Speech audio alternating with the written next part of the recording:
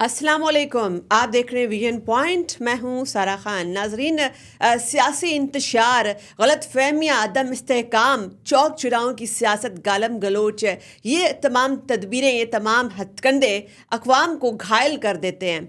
अक़वाम की तकदीर का फ़ैसला उसी वक्त हो जाता है कि किसी मुल्क के अंदर सियासी इस्तेहकाम या अदम इस्तेहकाम की क्या सिचुएशन है। अगर वतन अजीज़ की बात की जाए तो यहाँ पर हमारी सियासत बदकिस्मती से एक दायरों के सफ़र में रिवॉल्व कर रही है कि एक जानिब जो है एक पार्टी या एक फरीक अडयाला जेल पहुंच जाता है तो दूसरा जो है इक़्तिदार में बैठ जाता है। उसके बाद दोबारा वही ओछट करने, वही इल्ज़ाम तराशियाँ और इस तमाम चीज़ों के अंदर जो अल्टीमेट विक्टिम होता है वो आवाम होती है, वो मईशत होती है, वो आपकी दाखिला पॉलिसी होती है, वो आपकी अक़वाम के अंदर जो आपका इमेज होता है, वो तमाम चीज़ें आपकी विक्टिम बनती हैं, इस सबका कोलेटरल डैमेज होती हैं। अब इस तनाजुर के अंदर पाकिस्तान की जो जमहूरियत है वो क्या आगे बढ़ी है या वो हमारी जो जब से हमने आज़ादी हासिल की है वो अभी तक वहीं की वहीं खड़ी है? कि जब हम ऐसे दुनिया के अंदर देखते हैं जहाँ पर जियोपॉलिटिकल वर्ल्ड ऑर्डर के साथ साथ जियोपॉलिटिकल वर्ल्ड ऑर्डर भी शिफ्ट हो रहा है, अक़वाम के अंदर कैसे कैसे जो है सियासी महाज के ऊपर इंटरनली भी बड़ी बड़ी तब्दीलियाँ आ रही हैं, तो पाकिस्तान जो है वो इस तमाम दोराए के अंदर कहाँ खड़ा हुआ है? हमारी जमहूरियत जो है वो कैसे उसको दवाम मिल सकता है, उसको तक़वियत कैसे मिल सकती है, वो कौन से जमहूरी रवैये हो सकते हैं? या 9 मई से 8 फरवरी तक का जो इरा था, जो ये फेज़ था, जो तलातुम ख़ेज़ सियासी इरा था, इसके दौरान क्या इतना बड़ा डैमेज हमारी जमहूरियत को हो चुका है? क्या वो इर्रिपेयरेबल है? इन तमाम पहलुओं के ऊपर रोशनी डालेंगे। हमारे साथ मौजूद हैं अली फुरकान, आप आलमी नशरियाती इदारे वॉइस ऑफ अमेरिका से मुंसलिक हैं, बड़ी गहरी नज़र रखते हैं। इसके अलावा आपने एक बड़ी ज़बरदस्त तरीन, एक बड़ी डिसाइसिव किताब लिखी है, हक़ाइक़ के ऊपर मबनी इंटरव्यूज़ किए आपने दिन रात की अनथक मेहनत के बाद ये तमाम किताब रखी है अपनी ऑडियंस के सामने ताकि हक़ाइक़ के ऊपर बात की जा सके। अली फुरकान, आपके वक्त का बहुत शुक्रिया। शुक्रिया जी, आपने बुलाया यार। अच्छा अली फुरकान, ये पाकिस्तान के अंदर जहाँ पर एक हमारा तासुर ऐसा है, वो हक़ाइक़ तो आपसे पूछेंगे, तासुर ऐसा है कि यहाँ पर बहुत ज़्यादा रिप्रेशन है।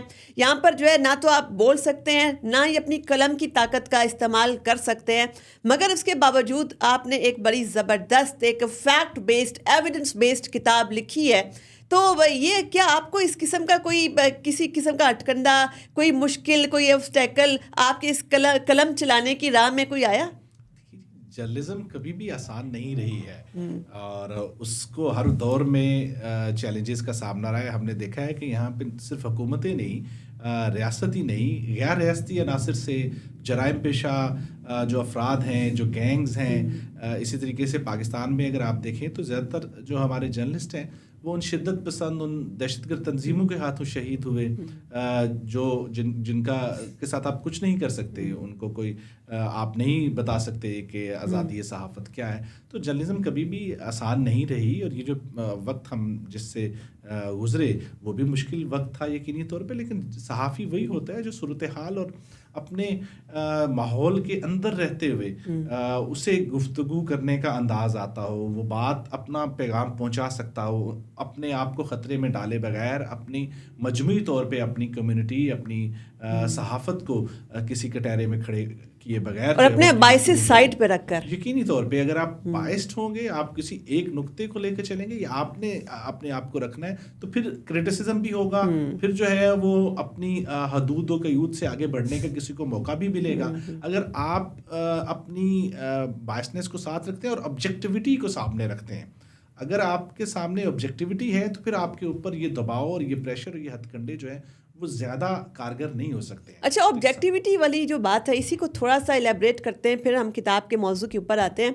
हमने ये भी देखा है कि पाकिस्तान के अंदर एक फ़ैशन बन चुका है कि अगर आपने अपने आप को एक वोक जर्नलिस्ट के तौर पर इंटरनेशनल कम्युनिटी के हवाले से भी, चूँकि आपका ख़ुद ताल्लुक जो है एक आलमी नशरियाती इदारे के साथ है, तो एक ट्रेंड ये भी बन चुका है कि आप पाकिस्तान के फ़ौज के ऊपर, रियासी इदारों के ऊपर, पाकिस्तान की इस्टेब्लिशमेंट के ऊपर बेजा तनकीद करें, हर वक्त तनकीद के नश्तर चलाएं, हर चीज़ में उनको इम्प्लिकेट करें, ताकि आपकी बैरूनी दुनिया के अंदर एक वोक जर्नलिस्ट के तौर पर आपकी जो है एक पहचान बन सके। इस ट्रेंड को आप कैसे देखते हैं? ये मेरे ख्याल में दोनों तरफ तकसीम है, दोनों तरफ एक डिवीज़न जो है, और ये अभी नहीं है हालिया, यकीनन ये बहुत पुरानी तकसीम नहीं है। इससे पहले हमारे यहाँ जो मीडिया था माजी में वो राइट विंग और लेफ़्ट विंग की तकसीम में था। لیکن یہ بدقسمتی ہے کہ 2011 کے بعد سے یہ میڈیا میں ایک تقسیم پرو اسٹیبلشمنٹ اور اینٹی اسٹیبلشمنٹ کی آ گئی. کچھ لوگ جو ہے وہ وہاں کھڑے ہو گئے, کچھ جو ہے وہ دوسری طرف کھڑے ہو گئے. اس کو میں بدقسمتی کہتا ہوں, لیکن وہ دونوں جو کسی بھی صورت میں کھڑے ہوتے ہیں وہ اپنی جو ہے وہ میں سمجھتا ہوں کہ آبجیکٹیوٹی سے ہٹ جاتے ہیں. اگر آپ کو اپنی جرنلزم کو لے کے چلنا ہے, آپ سمجھتے ہیں کہ آپ نے ایک پیغام رسانی کا کام کرنا ہے, لوگوں کی اوپینین میکنگ کا کام کرنا ہے, آگاہی کا کام کرنا ہے, شعور کا کام کرنا ہے, تو پھر آپ اپنے آپ کو متاثر کر چکے ہیں. آپ ایک پارٹی کے ساتھ جب یا کسی بھی گروہ کے ساتھ, کسی بھی حصے کے ساتھ جب آپ اس کی طرف اپنا جھکاؤ رکھتے ہیں تو آپ کی بات میں وہ وزن نہیں رہتا. تو یہ کسی صورت بھی جرنلزم کو, ایک صحافی کو یہ فائدہ نہیں دیتا اور نہ ہی یہ رویہ زیب دیتا ہے. اچھا, یہ جو پیریڈ تھا پاکستانی سیاسی تلاطم خیزی کا 9 مئی سے 8 فروری تک کا, اس کو چوز کرنے کا کیا آپ کا ریشنل تھا؟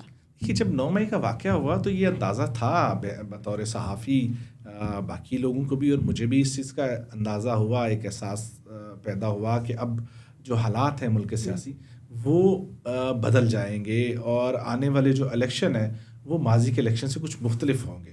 تو اس چیز کا ادراک کرتے ہوئے میں نے اس چیز کا فیصلہ کیا کہ میں اس اہم وقت کے لیے اہم ترین جو لوگ ہیں میں ان سے انٹرویوز کروں, ان کا سلسلہ ایک ترتیب دیا میں نے, اور یہی مقصد تھا کہ ان سے نہ صرف اس وقت کے اوپر بات کی جا سکے جو روزانہ کی بنیاد کے اوپر آپ کو اندازہ ہے کہ روز ایک نئی کہانی تھی, روز ایک نیا جو ہے وہ معاملہ تھا, مدعا تھا, ایک نئی سرخی. اتنی زیادہ مینیپولیشن, اتنی زیادہ فیبریکیشن ہو رہی تھی کہ وہ حقائق کو مسخ کرنے کی بار بار کوششیں ہر جانب سے ہو رہی تھیں. جی, ایک بہتات تھی خبروں کی, ایک مس انفارمیشن کی, ڈس انفارمیشن کی. اس میں حقائق جو ہے وہ شاید کئی دب گئے, بہت ساری چیزیں جو ہیں وہ ہم جانتے ہوئے بھی, چونکہ اس قدر زیادہ بہتات تھا, ایک سیلاب تھا خبروں کا, اور خبروں کے اندر زیادہ جو ہے وہ مس انفارمیشن کا, ڈس انفارمیشن کا, تو اس میں حقائق کہیں تھوڑے سے کہیں رہ گئے پیچھے. اور یہ میری جو کتاب کی جو کوشش ہے یہ بھی اسی لیے ہے کہ اس دور کے جو حقائق ہیں وہ کہیں رقم ہو سکیں, کہیں جو ہے وہ قلم بند ان کو کرنے کا مقصد یہی ہے کہ ان کو کہیں استعمال کیا جا سکے ایک ریفرنس کے طور پہ, اور وہ جو ایک بہت زیادہ ہیجانی صورتحال میں کہیں رہ گئے, دب گئے, ان کو کہیں نہ کہیں جو ہے وہ سامنے وقت کے ضرورت کے تحت جو ہے وہ آ سکے. بلکہ ہم جو جرنلسٹ کمیونٹی ہے نا, ہمارے پاس بھی ایک بہت بڑا ریفرنس آ گیا ہے کہ ہم بھی اپنی بات جو ہے کرتے وقت اس کو کوٹ کر سکتے ہیں. 9 مئی کے حوالے سے میں بات کرنا چاہوں گی. آپ نے چونکہ عالمی ایشوز کو کور کیا ہوا ہے, آپ خود ایک عالمی نشریاتی ادارے کے بڑے اسکائن ہیں آپ کہہ سکتے ہیں. کیا لگتا ہے آپ کو 9 مئی کیا ایسا انپریسیڈنٹڈ واقعہ جو پاکستان میں ہوا, دنیا میں کہیں اس کی نظیر ملتی ہے ایسے واقعے کی؟ دیکھیے, میرے خیال میں دنیا کے واقعات کا تو ہم زیادہ اس لیے ذکر نہیں کر سکتے کہ مختلف جگہوں پہ مختلف صورتحال پیدا ہوئی ہیں. یہاں پہ اگر آپ حالیہ تاریخ میں ہی دیکھیں تو آپ کے ہمسائے ملک میں جو ٹیک اوور ہوا اس کی مثال لیتے شام میں حالیہ جو ہے, تو اس لیے دنیا کی مثال میرے حال میں چلے یہ تو کانفلکٹ ریڈن کنٹریز ہو گئی نا. آپ یہ فار ایگزامپل آپ امریکہ کے اندر یہ ایکسپیکٹ کر سکتے ہیں پینٹاگون کے اوپر اس قسم کا ایک ہجوم جو ہے وہ ٹر جائے؟ جی, یہ ہوا کیپٹل ہل میں ہوا تھا, لیکن پینٹاگون کی ہم بات کر رہے ہیں. تو اس قسم کے واقعات کو ہم, لیکن پاکستان کی تاریخ میں یہ ایک منفرد واقعہ تھا. اس سے پہلے کبھی نہیں ہوا کہ ایک سیاسی جماعت کے کارکن اور اس کی لیڈرشپ براہ راست جو ہے وہ ایک ادارے جو کہ فوج ہے اس کے سامنے آ کے کھڑی ہوئی ہو. ایسا کبھی نہیں ہوا پاکستان کی تاریخ میں. ہم نے دیکھا ہے, ہم سنتے ہیں, ہم نے تاریخ پڑھ رکھی ہے.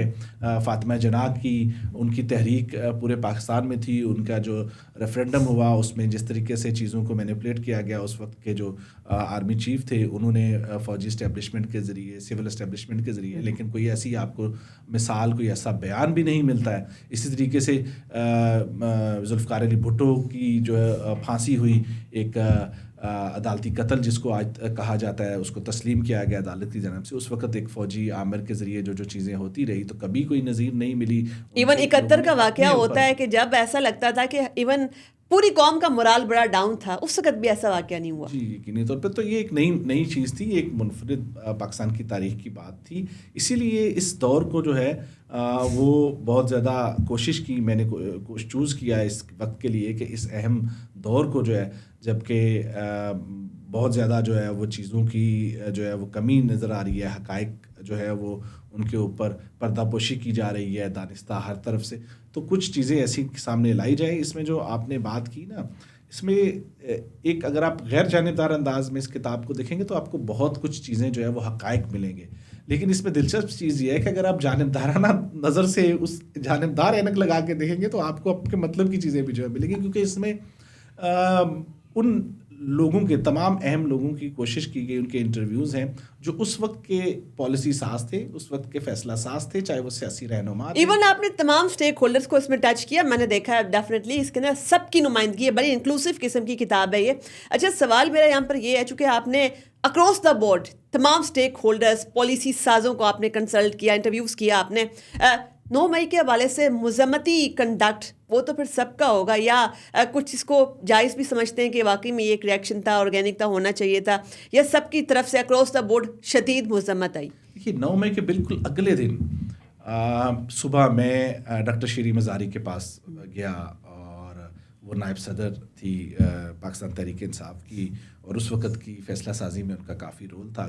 تو میں نے ان کا انٹرویو کیا, اور ان سے جو میری گفتگو ہوئی تو میں نے یہی ان سے پوچھنے کی کوشش کی کہ کیا یہ ان کی توقع تھی کہ یہ احتجاج جو ہے وہ اس قدر شدت اختیار کر جائے گا اور اس قسم کا احتجاج جو ہے وہ ہوگا. اور یہ انٹرویو جو ہے وہ ان کا آخری انٹرویو ثابت ہوا, کیونکہ اس سے اگلے دن ان کو گرفتار کر لیا گیا تھا اور پھر انہوں نے سیاست سے علیحدگی کر دی. تو ان کا یہ کہنا تھا کہ وہ ان کو یہ اندازہ نہیں تھا کہ یہ احتجاج جو ہے اس قسم کی شکل اختیار کر دے گا. لیکن اس کے ساتھ ساتھ انہوں نے یہ بھی کہا کہ عمران خان جو ہے وہ یہ ضرور کہتے تھے کہ اگر انہیں گرفتار کیا گیا تو صورتحال احتجاج کس قسم کی ہوگی کہ وہ قابو میں شاید نہ آ سکے.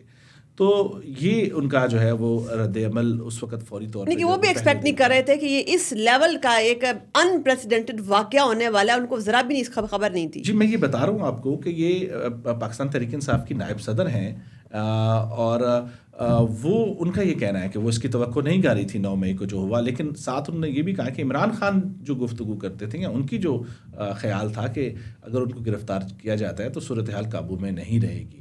تو کیا کوئی ایسا بھی توقع کر رہی تھی, لیکن عمران خان کو کچھ اندازہ یا انہوں نے جو بات چیت کر رکھی تھی وہ کچھ مختلف تھی. اچھا ایک اور بات بھی بتائیے کہ آپ نے جب انٹرویوز کا سلسلہ یہی جاری رکھا تو اس میں کیا ایسے اب آپ کے پاس ایویڈنس آپ کے ہاتھ لگا کہ جہاں پر آپ کو لگا ہو کہ آپ بڑا قریب ہیں 9 مئی کانسپریسی کے پلاننگ کرنے والے منصوبہ ساز, آپ کو لگ رہا تھا آپ کے ان ذہنوں سے آپ گفتگو کر رہے ہیں, کیا ایسا بھی ہوا؟ نہیں دیکھیے, یہ چونکہ سیاسی لوگ ہیں, چاہے وہ دونوں طرف کے ہیں, اور سیاسی لوگ تو ایسی حرکتیں نہیں کر سکتے. دیکھیے چونکہ میں نے آپ سے عرض کیا نا کہ ایک بہتات تھی الزامات کی. ایک طرف جو ہے اس نے فوری طور پہ پی ٹی آئی کو ایک ملک دشمن جماعت قرار دے دیا, ان کے اوپر پابندی کی باتیں ہونے لگ پڑی. ایک طرف سے یہ بیانات تھے, اور دوسری طرف سے جو ہے وہ جسٹیفیکیشن ڈھونڈی جا رہی تھی, اور ساتھ میں یہ کوشش کی جا رہی تھی کہ مین سٹریم کے اندر جو ہے وہ رہا جائے.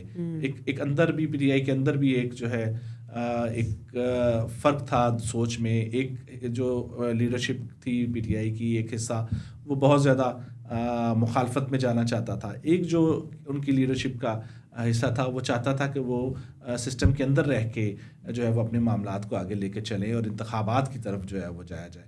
تو یہ ایک تقسیم تھی, اس وجہ سے جو ہے نا, اور یہ تقسیم مزید گہری ہوگی 9 مئی کے بعد. جی 9 مئی کے بعد یہ تقسیم جو ہے زیادہ ہوئی, اور دونوں طرف جو ہے وہ شدت سیاسی طور پہ جو ہے وہ کافی زیادہ ہو گئی. تو اس میں بات چیت کرنا جو ہے وہ اتنا آسان نہیں تھا, اور یہ چیزوں کو اس طریقے سے سامنے لانا. لیکن چونکہ سوالات یہ کیے گئے ہیں, دونوں طرف یہ سوالات کیے گئے. اس وقت کے جو حکومتی ذمہ داران تھے, اس وقت کے جو وزیر داخلہ تھے, ان سے اس 9 مئی کے فوراً بعد انٹرویو کیا.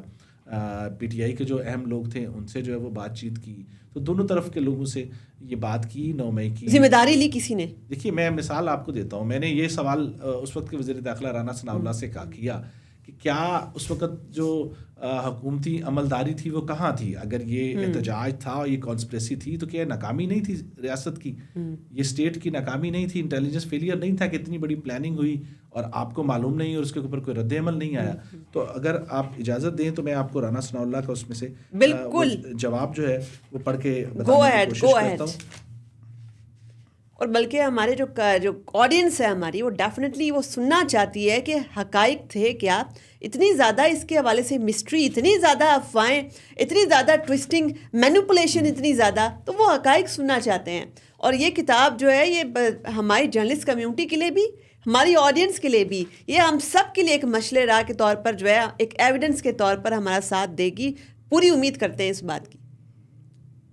یہ جیسے ایک سوال میں نے رانا ثناء اللہ جو اس وقت وزیر داخلہ تھے ان سے کیا کہ ایسے شواہد ہیں کہ عمران خان کے خلاف جو ہے وہ مقدمہ فوجی عدالت میں چلانے کی بات کر رہے ہیں، چونکہ رانا ثناء اللہ نے کہا کہ ان کا مقدمہ فوجی عدالت میں چلے گا. تو اس کے جواب میں رانا ثناء اللہ کہتے ہیں کہ دیکھیں یہ سارا کچھ جو ہوا ہے یہ اس کے کہنے پر اس نے ہی سارا کیا ہے. اس نے 2014 سے نوجوانوں کو بہکایا، نفرت ان کے ذہنوں میں بھری. اس نے کبھی پی ٹی وی پر حملے کیے، کبھی اس نے تھانوں پہ جا کے حملے کیے. 2014 میں اس نے تھانوں پر حملے کیے، وہاں بھی مجرم چھڑا لیے گئے. سول نافرمانی کی تحریک شروع کرنے کی بات کی. تو اس طریقے سے رانا ثناء اللہ کہتے ہیں کہ یہ مطلب اس کی فیصلہ سازی جو ہے جو 9 مئی کو ہوا وہ عمران خان نے کی، یہ ان کا جو ہے وہ مدعا تھا. تو حکومتی طرف سے یہ ایک واضح طور پہ تھا کہ اس کی فیصلہ سازی عمران خان نے کی. لیکن عمران خان جو ہے وہ عدالت میں کہہ چکے کہ وہ تو اس وقت جو ہے وہ جیل میں تھے جب گرفتار ہو گئے. یہی میں نے ان سے سوال کیا کہ 9 مئی کے حوالے سے عمران خان تو کہتے ہیں کہ وہ جیل میں تھے. تو رانا ثناء اللہ نے اس کا کہا کہ نہیں، تو منصوبہ سازی تو انہوں نے ہی کی، انہوں نے کوئی آگے ہر جگہ پر انہوں نے تھوڑی جانا تھا. لوگوں کی باقاعدہ ڈیوٹیاں لگائی گئیں، لوگوں کو باقاعدہ ذمہ داریاں تھیں کہ کس نے کہاں جانا ہے اور کیا کرنا ہے. تو یہ اس 9 مئی کی حوالے سے جو ہے وہ کچھ آپ کو اس میں سے چیزیں جو ہے وہ ملیں گی. ان سوالات حکومتی موقف کو آپ نے بڑا خوبصورتی سے بڑا واضح طور پر سامنے رکھا. تو اسی کانٹیکس میں سوال ایک یہ بنتا ہے کہ ہم نے چونکہ 9 مئی کے بعد کے واقعات 8 فروری سے پہلے تک کے تمام پولیٹیکل کانٹیکسٹ ایسی چیزیں میٹیریلائز ہوئیں کہ اس وقت یہ انکمبنٹ گورنمنٹ پاور میں آتی ہے. 9 مئی کے بعد کون سا ایسا واقعہ تھا جس نے جو پریزنٹ ڈسپنسیشن ہے اس کے اقتدار میں آنے کی راہ اس سے ہموار کی کہ آپ یہ پاور میں ہیں؟ آپ پی ٹی آئی کی بات کر رہے ہیں. بالکل، مطلب کہ ایسا کیا ہوا ڈیسائسو، چونکہ 9 مئی کے بعد تو لگا تھا یہ پارٹی ختم، پارٹی بین، ان کا کوئی فیوچر ہے ہی نہیں.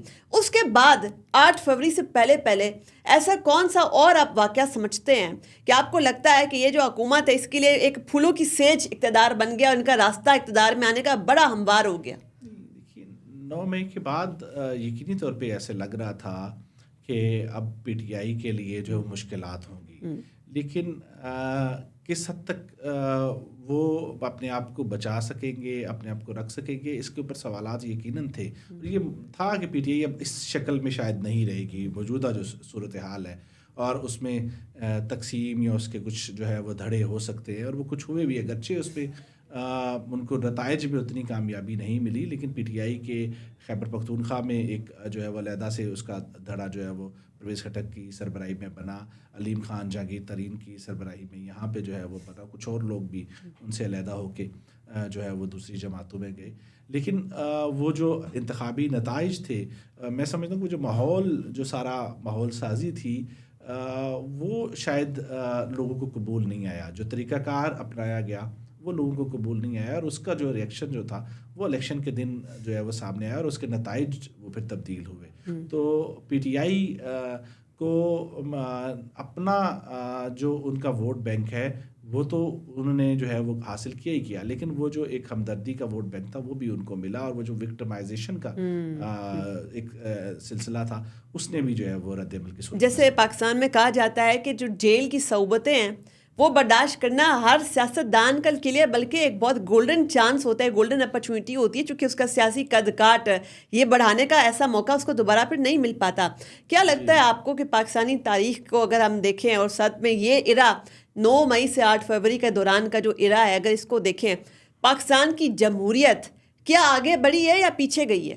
یقینی طور پہ جمہوریت نے بہت سفر کیا ہے، کافی جو ہے میں سمجھتا ہوں کہ پیچھے گئی ہے. اور وہ جو حاصل کیا تھا پاکستان کی جمہوریت نے گزشتہ ادوار میں، گزشتہ کچھ پارلیمانی جو وقت پورا ہوا اس میں، اس سے بہت پیچھے گئے ہیں. اور اس میں کوئی میرا نہیں خیال کہ کسی کو بھی جو ہے وہ کوئی دو رائے ہو سکتی ہیں کہ پاکستان کی جمہوریت 9 مئی کے بعد کے تمام تر صورتحال سے کمزور ہوئی ہے، سیاستدان کمزور ہوئے ہیں، اور یہ اس کمزوری کی یہ علامت ہے کہ آج جو فیصلہ سازی ہے وہ بہت ساری وہ پارلیمان سے کہیں باہر جو ہے وہ چلی گئی ہے. اس سے پہلے اگر آپ دیکھیے کہ 2008 سے آگے چلنے والی جتنی پارلیمان ہیں انہوں نے تواتر سے جو ہے وہ اپنی اختیارات کو جو ہے وہ بڑھایا اور فیصلہ سازی کا مرکز جو ہے وہ پارلیمنٹ یا سیاسی ایوان جو ہے وہ بنے. لیکن آج اگر آپ دیکھیں کہ راتوں رات جو ہے وہ 26ویں ترمیم جیسا معاملات ہو یا بہت سارے اور قانون سازی ہیں ان کے اوپر کوئی بحث بھی نہیں ہو پاتی ہے پارلیمان میں اور اس کو فوری طور پہ جو ہے وہ منظور کر لیا جاتا. تو یہ سیاستدانوں کی نہ صرف کمزوری ہے, سیاست نے جو ہے وہ کمزور کیا, بلکہ میں سمجھتا ہوں کہ کچھ ہمارے سیاسی رہنماؤں نے اپنے اختیارات کو ایک طرح سے سرنڈر بھی کر دیا. اچھا, جو سرنڈر کرنے والی جو بات ہے اس کے تناظر میں ایک اور سوال بھی یہ اٹھتا ہے کہ چونکہ اب ایک ٹریڈیشن ایک پریسیڈنٹ سیٹ ہو چکی ہوئی ہے کہ آپ نے ڈائریکٹلی ریاستی اداروں کے اوپر اٹیک کرنا, ایک نمونہ ایک ایگزامپل تو دیکھ لیا سب نے. کیا آپ کو آئندہ فیوچر کے اندر ریاستی اداروں کے اوپر ایک اور ایسا حملہ ہونے کی کوئی چانسز, کوئی شواہد, کوئی ایسی چیز نظر آتی ہے, یا اب اس کا باب, اس قسم کے حملے کا باب ہمیشہ کے لیے بند ہو چکا ہے؟ دیکھیے, پاکستان کی جو روایتی سیاسی جماعتیں ہیں انہوں نے اس قسم کی کبھی کوئی اپروچ نہیں لی ہے, اس قسم کی کوئی مثال نہیں ملتی ہے. ہم نے دیکھا کہ یہاں پہ عوامی نیشنل پارٹی کے لیاقت باغ میں 150 کے قریب کارکنان شہید ہوئے. وہ 150 لاشیں اٹھا کے لے کے گئے خیبر پختونخوا میں, لیکن کوئی رد عمل آپ کے سامنے نہیں آیا. آپ نے دیکھا بینظیر بھٹو کی شہادت ہوئی اور بینظیر بھٹو یہ کہہ چکی تھی کہ ان کی شہادت ہوگی تو اس کا ذمہ دار جو اس وقت کے جو فوجی حکمران ہے پرویز مشرف ہوں گے. پورے ملک میں آگ لگی, لیکن کہیں پہ اس قسم کی کوئی صورتحال پیدا نہیں ہوئی کہ کسی ایک ادارے کے اوپر جو ہے وہ حملہ کیا گیا ہو. ایسا نہیں ہوا کہ جو ہے وہ ایک طرح سے ایک ادارے کے ذمہ داران کو جو ہے وہ سامنے جو ہے وہ بیانات بازی جو ہے وہ کر دی جائے. تو یہ ایک نئی مثال تھی. پاکستان کی سیاسی جماعتیں اس چیز کو کسی صورت بھی حامی نہیں رہی ہیں, اور مستقبل میں بھی میں سمجھتا ہوں کہ سیاسی جماعتیں اس عمل کی حمایت نہیں کریں گی, جو اور ایسی پاسبلٹی بھی میں نہیں نظر آتی. اس کے نتیجہ بھی کوئی اچھا نہیں نکلا. اس کے نتیجے میں آپ کو بہت کچھ کھونا پڑا. مجموعی طور پہ پاکستان کی سیاست کو, پاکستان کی پارلیمان کو, جمہوریت کو بہت بڑا دھچکا لگا, کمزور ہوئی, اس کو بہت کچھ کھونا پڑا. تو میں نہیں سمجھتا کہ پاکستان کی سیاسی جو قیادت ہے, جو روایتی ہماری سیاسی جماعتیں ہیں, بڑی سیاسی جماعتیں ہیں, چاہے قوم پرست سیاسی جماعتیں ہیں, وہ اس قسم کی صورتحال کی طرف جائیں گی. اور یہ واقعہ بھی ایک طرح سے جو ہے وہ ہے سبق ہے کہ آپ کو اپنی گفتگو, اپنی چیزیں, اپنی بات چیت جو ہے وہ کسی حدود و قیود میں رہ کے جو ہے وہ کرنی ہے. فوج کے اوپر کرٹیسزم جو ہے وہ ہمیشہ سے ہوتا رہا ہے پاکستان کی سیاست میں. ہر جماعت جو ہے وہ فوج کے اوپر کرٹیسزم کرتی رہی ہے, ہر جماعت کی لیڈرشپ نے کرٹیسزم کیا, چاہے وہ قوم پرست جماعتیں ہیں, چاہے وہ ہماری قومی جماعتیں ہیں. کوئی ایسی جماعت نہیں ہے جس نے فوج کے مختلف سیاسی کردار کے اوپر تنقید نہ کی ہو. لیکن یہ جو حملوں کا رویہ ہے, جو براہ راست ان کے اوپر ایک الزام تراشی ہے, وہ جو ہے میرے حال میں, کیونکہ یہ سارا نتیجہ ہم نے دیکھا, میر جعفر, میر صادق, اس کے بعد جو ہے جانور نیوٹرل ہوتا ہے, یہ تمام چیزیں اس کے بعد رد عمل تھا نا, ایک چیز سمر کر رہی تھی. اچھا, آخر میں آپ کی جو ہے وہ تائرانہ تجربے کا فائدہ اٹھاتے ہوئے ذرا یہ پوچھنا چاہوں گی میں, ایک جنیرک سا سوال ہے. دائروں کا جو سفر پاکستان کے اندر ہمیشہ سے جاری ہے, ساری ہے, ایک نیو نارمل بن چکا ہوا ہے کہ ایک نے تو پاور میں بیٹھنا ہے, دوسرے نے جیلوں میں خوار ہونا ہے, کیسز بھگتنے ہیں, عدالتوں کے اندر ایک پیشی پھر دوسری پیشی, اس کے بعد ایک کیسز کا انبار اور سیاسی وکٹمائزیشن. یا تو آپ ملک سے باہر بھاگ جائیں گے, پاکستان میں ہوں گے تو آپ کے خاندان کو بھی زد و کوب کیا جائے گا, آپ کو بھی خوار کیا جائے گا, بیڈ روم سے بھی آپ کو نکال کے عدالت پہنچا دیا جائے گا. تو یہ جو دائروں کا سفر ہے, اب آپ نے چونکہ اتنی پولیٹیکل لیڈرشپ, تمام اسٹیک ہولڈرز, پالیسی سائزوں کو آپ نے انٹرویو وغیرہ کیا, کیا کوئی کنسنسس بنتا ہوا نظر آ رہا ہے کہ یہ اس جو یہ گول چکر ہے اس کو اب ختم کیا جائے گا؟ دیکھیے, کنسنسس ہوا, اور وہ کنسنسس تھا چارٹر آف ڈیموکریسی کی صورت میں. اس وقت کی جو بڑی سیاسی جماعتیں تھیں وہ آپس میں بیٹھی, انہوں نے کچھ حدودوں کے طے کیے, انہوں نے سیاست کے کچھ رولز طے کیے کہ اگر ہم حکومت میں ہوں گے تو ہم کس حد تک جائیں گے, ہمارا کس حد تک ہم جو ہے وہ جا سکتے ہیں. مگر پھر وہ وہی والی وہ جو معذرت آپ کو کاٹ رہی ہوں, لیکن جو اس وقت جو چارٹر ڈیموکریسی کرنے والے تھے وہی پھر کالا کوٹ پہن کر افتخار چودھری صاحب کی عدالت میں بھی پیش ہونے والے بھی تھے. بالکل, اور اس چیز کا ان کو احساس بھی ہے. دیکھیے, اگر کہیں پہ غلطی ہوئی انہوں نے چارٹر آف ڈیموکریسی کی اس اسپرٹ سے انحراف کیا تو اس کا انہوں نے اعتراف بھی کیا. تو غلطی کر لینا غلطی یقیناً ہو سکتی ہے اور ہوئی اور اس کا انہوں نے اعتراف کر لیا, تو میرے خیال میں ایک بہترین طریقہ آگے بڑھنے کا یہی ہوتا ہے. مسئلہ یہ ہے کہ اس وقت جو ایک جماعت ہے وہ ایک نئی جماعت ہے, اس کو ابھی اتنا شاید تجربہ نہیں ہے. یہ جماعتیں جو ہے وہ 40 سال یہ جو لیڈرشپ ہے دوسری جماعتوں کی, ان کا 40 سال کا سیاسی تجربہ ہے, وہ ایک سفر کر چکے ہیں. 40 سال 50 سال سے زیادہ پیپلز پارٹی کو ہو چکے ہیں. میاں نواز شریف کو سیاست میں تقریباً 40 سال ہو چکے ہیں. تو یہ بڑی جماعتیں ہیں. باقی جو قوم پرست جماعتیں ہیں وہ بھی ایک وقت گزار چکی ہیں, ان کا سیاسی تجربہ بہت زیادہ ہے. یہ چونکہ نسبتاً نئی جماعت ہے ایک, ان کو شاید ابھی وقت چاہیے ہوگا یہ اس نتیجے پہ پہنچنے میں, چونکہ ان جماعتوں کو بھی تقریباً 40 سال لگے اس نتیجے پہ پہنچنے میں کہ ہمیں اپنے جو مسائل ہیں وہ سیاسی طور پہ آپس میں حل کرنے ہیں, ہمیں جو ہے وہ کسی تیسرے کو رول جو ہے وہ نہیں دینا. تو یہ اس کو بھی شاید جو ہے وہ اس کو بھی وقت لگے گا. اور اسی کنکلوسیو نوٹ کے اوپر آج کی نشست اختتام پذیر کرتے ہیں. علی فرقان صاحب, آپ کا جرنلسٹک کنٹریبیوشن بہت بڑا ہے, آگے بھی آپ کے لیے نیک تمنائیں. آپ کے وقت کا بہت بہت شکریہ. جیسے کہ ہمارے معزز مہمان نے بڑا خوبصورتی سے ایلیبوریٹ کیا کہ اگر پاکستان نے اس جو دائروں کا جو سفر ہے, اس سیاسی عدم استحکام جو اس وقت نیو نارمل پاکستان میں بن چکا ہوا ہے, اس انتشار, اس نفرت خلفشار کی وجہ سے ہماری جمہوریت آگے کی جانب نہیں پیچھے کی جانب جا رہی ہے. اس سے نکلنے کا ایک واحد وے فارورڈ یہی نظر آتا ہے کہ تمام سٹیک ہولڈرز, تمام سیاسی فریقین اپنی غلطیوں کا اعتراف کریں, اس کے بعد مل بیٹھ کر ایک rules of the game set کر لیں, جیسے کہ ہم نے دیکھا چارٹر ڈیموکریسی ہوا تھا. اب نئے آنے والے بھی جتنے بھی پولیٹیکل سٹیک ہولڈرز ہیں ان کو بھی یہ چاہیے کہ جو پرانی جماعتیں ہیں ان کے ایکسپیرینسز, ان کے ساتھ کیا کچھ ہو چکا ہے, اس سے بھی ذرا ایک لیسن لیں. اپنی میزبان سارا خان کو دیجیے اجازت. اللہ حافظ.